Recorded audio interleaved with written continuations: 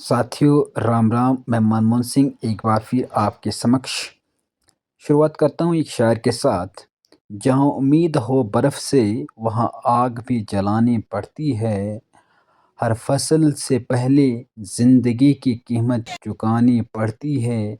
हम खेत सींचने जाते हैं और मौत के साए लौट आ जाते हैं। न सरकारें सुनती हैं, न नेता पास आते हैं। जी हाँ, मैं इस वक्त में बात कर रहा हूँ आकाशी नाले की, जो मोसू गांव से 4 किलोमीटर दूर यहाँ ऊपर एक नहर है।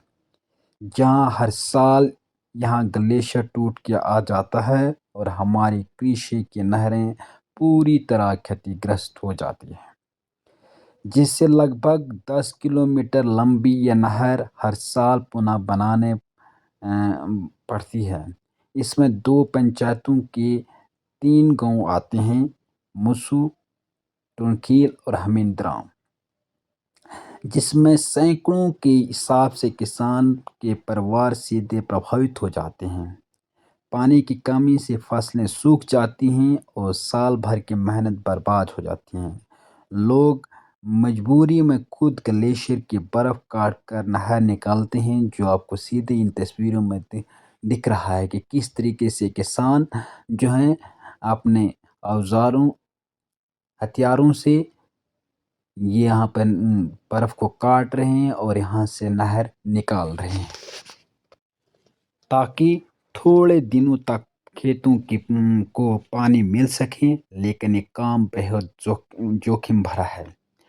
काम करते वक्त हर किसान को, हर इंसान को ये मौत का डर बनाए रहता है। जो आपको एक तस्वीर में दिख रहा है कि किस तरीके से लोग ये काम कर रहे हैं, क्योंकि कि कभी भी किसी भी समय एक ग्लेशियर टूट सकता है और यहाँ पे किसी भी की जान जा सकती है। क्योंकि ये लोग मजबूर हैं, इसलिए क्योंकि इनके साल भर की रोजी रोटी इसी नहर के पानी के खेतों में सिंचाई की जाती है, जिनसे इनको अनाज मिल सके। क्योंकि बहुत सारे लोगों को इन खेतों से ये फसलों को बेचकर अपना परिवार पालते हैं, उनका पालन पोषण करते हैं।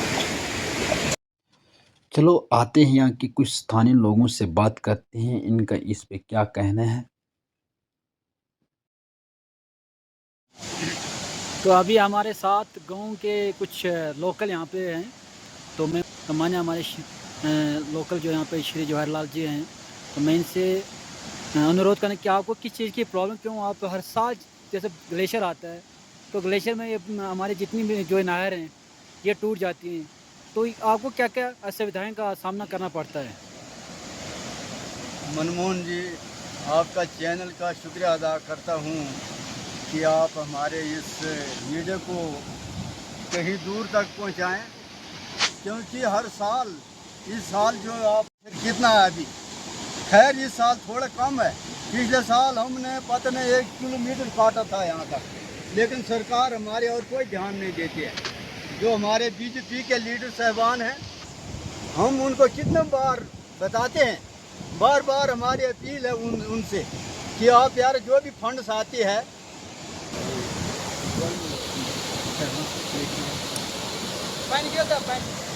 जबकि सरकार फंड्स दे रही है, उनको कम से कम इस नहर को लगाए ना। जबकि 3 गांव हैं इस नहर के, 3 गांव इस नहर पे शराब होते हैं। टुनखेल है, हमीद्राम है, मसू है। कम से कम यहाँ पे कितने होंगे, 700-800 चूल्हे हैं। 700-800 चूल्हों को पता नहीं सरकार क्यों नज़रअंदाज कर रही है। कितने बार कह के थक गए हैं, या पैसे दो हमको, या तो इतने इस टुकड़े को ज़रा सीमेंट कर दो। बार बार ये तो कहते हैं नहीं, हम सुविधा दे रहे हैं। हमारे तो वही गुशाई है। जो हम बुजुर्ग, देखो कैसे कैसे बुजुर्ग हैं। अब जब बाल एक भी नहीं रहा, देखो ये सिर्फ सामने से थोड़ा स्टाइल रखा है, क्योंकि हम कलाकारी करते हैं, थोड़े रख दिया है। लेकिन ये थोड़ा तरीका है। बीजेपी को मैं बार बार कहता हूँ, क्योंकि अब हमारे यहाँ जो अध्यक्ष हैं, जो बनाए खास को अपने काम करवाते हैं उधर। इस बार भी जो फंड्स आए थे डीडीसी 5 लाख किधर डाले, जबकि उनके कानों तक ये आवाज़ पहुँचाई थी कि कम से कम इस नहर को यार साफ कराओ। इधर क्यों सारे को मेहनत करनी पड़ती है? अगर ये साफ होते तो पानी खुद आ जाता था। इसलिए सरकार से बार बार निवेदन है हमारी कि इस नहर को कम से कम एक टुकड़ा ये बिल्कुल सिमटेड होना चाहिए। मान्यवर, पीढ़ी दर पीढ़ी हमारी नहर चल रही है, तो इतनी सरकारें आई, इतनी हमारी आंख से कंस्टिट्यूंसी से हमारे यहाँ से चुनाव जीत के जाते हैं। क्या आपने कभी अपनी डिमांड उनके सामने नहीं रखी? नहर की डिमांड कितनी बार, एक बार तो इसकी मेजरमेंट करवाई थी, वो पता नहीं वो कहीं लिप्स हो गई, तो कहते हैं पैसे भी आ गए, इरिगेशन में भी डाला था, इधर पता नहीं क्यों कहते हो। देखो आपके यहाँ पे यहाँ है ये नहर, सारा देखो कितनी खस्ता हालत है इसकी, ये सारा तो बिल्कुल खराब है, हर साल खराब हो जाता है। अभी तक हमारे जो गुंदम जो थे सारे सड़ गए, खाना क्या हमको, नया हमसे मजदूरी, हम मजदूरी के काबिल भी नहीं रहे। अब हंसराज जी क्या मजदूरी करेगा, क्या करेंगे, और बुढ़ापा क्या? आ गया है ना। इधर 2-3 टुकड़े इधर ग्लेशियर के काट रहे थे, सांस फूंकता है क्या क्या क्या करेगा? यही तो बात है ना, जरा हमारे और भी ध्यान दिया करो। मान्यवर, क्या आपको नहीं लगता है कि यहाँ के जो लोग हैं वो सिर्फ वोट बैंक के लिए ही काबिल रखे गए हैं, कि जब से उन्हें वोट चाहे तब वो आपके दरवाजे पर आते हैं, उसके बाद आपकी कोई सुनाई नहीं होती है? वोट बैंक के टाइम वो पता नहीं क्या क्या मुद्दे हमारे लोगों को लारा दे के वो कहते हैं हमें ये होगा वो होगा। बेचारे सर, यहाँ तो ऐसे भी जज्बा है, यहाँ के लोगों को जज्बे है, उसके बाद वो कुछ ना कुछ लेके आते हैं, वो ऐसे काम कर देंगे हम, बस सारे बेचारे उनके पीछे चलते हैं। महिलाओं को बाद में कुछ नहीं, सिर्फ देख उस वक्त दिखाते हैं, वोट बैंक बन जाता है, बस उसके बाद हमें कौन नजर आता है, नजर ही नहीं आता। भी हमारे साथ हमारे श्री जोधाम जी हैं, वो आपने कुछ विचार, क्या आपको नहीं लगता है कि हर साल जो है आप डिमांडें देती हैं तो सरकारें आपकी सुनती नहीं है? नहीं जी, बिल्कुल नहीं। जब यहाँ बीजेपी की पार्टी आती है तो कोई कहते हैं कि जितना जो कुछ काम है तो हम सब कुछ कर देंगे, मगर वो तो कुछ भी नहीं है। जो भी फंड्स आते हैं तो वो जायज़ लगती नहीं है, उसका क्या मतलब है भाई? अब देखो पिछले साल भी इधर ऐसे हमने इधर ग्लेशियर में काम किया, कहीं नुकसान होता है या कुछ भी होता है, मगर कोई नहीं है। अब इस बार भी आज जो जहाँ अच्छा काम बनने वाले नहीं होते वहीं पर लगाते हैं, जहाँ खतरनाक काम है वहाँ पर नहीं लगाते हैं। जायज़ लगाने चाहिए, इसके बाद कोई और नहीं देंगे, सीधी बात है हम बीजेपी। साथियों, तो आपने इन किसानों के दर्द सुने, इन्हीं की ज़बानी, कि कभी बर्फ़ काटते हैं तो कभी जान गंवाते हैं, हर साल नहर बनाते हैं फिर भी अनसुना रह जाते हैं। किसका है ये कर्ज, किसका है ये कसूर, पर हर साल सरकारें चुपचाप देखती रही, क्या इनकी जान की कोई कीमत नहीं। साथियों, ये सवाल यहाँ से उठते तब हैं जब ज़मीनी हकीकत कुछ और बयां करती हैं। जहाँ देश विकास की ओर गतिशील हो रहा है, वहाँ ज़मीनी सतह हमें क्या कुछ देखने को मिल रहा है। हमें अपने प्रतिनिधि तो चुन लेते हैं, पर जीतने के बाद वो हमारी कितनी समस्या हल होती हैं, ये हकीकत आपको खुद ज़मीनी सतह पर देखने को मिल रही है।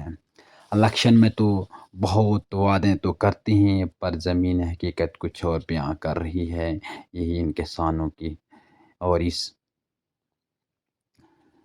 तस्वीरों में आपको खुद दिख रही हैं।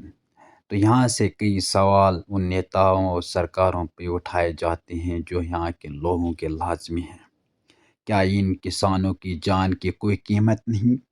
सवाल ये भी तब उठता है, क्या ये नेता सिर्फ भाषण देने आते हैं या कभी इन खेतों की सूखी दरारों को देखा है?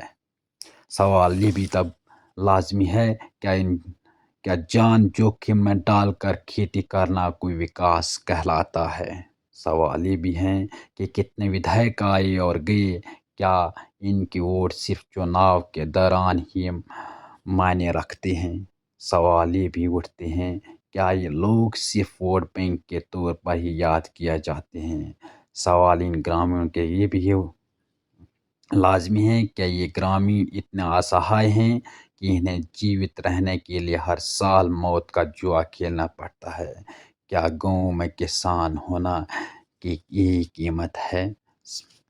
इस तरह अनगिनत सवाल जो हैं यहाँ से उठाए जाते हैं। आता मैं सरकार और अपनी स्थानीय विधायक से गंभीर और शीघ्र समाधान की मांग करता हूँ और ये अपील करता हूँ कि not with the word but with the permanent infrastructure, safety mechanism and real support on the ground, ताकि हमें हर साल इस जीवन मरण की परीक्षा से ना गुजरें, ताकि हमारी फसलें सुरक्षित रहें और हम चैन की नींद से सो सकें।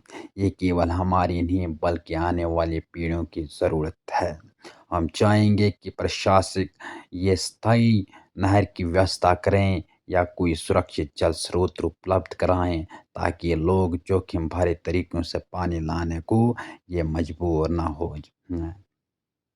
तो मैं अंत में सभी से धन्यवाद करता हूँ कि जल्द से इन लोगों को का समाधान किया जाए। जय हिंद, जय भारत।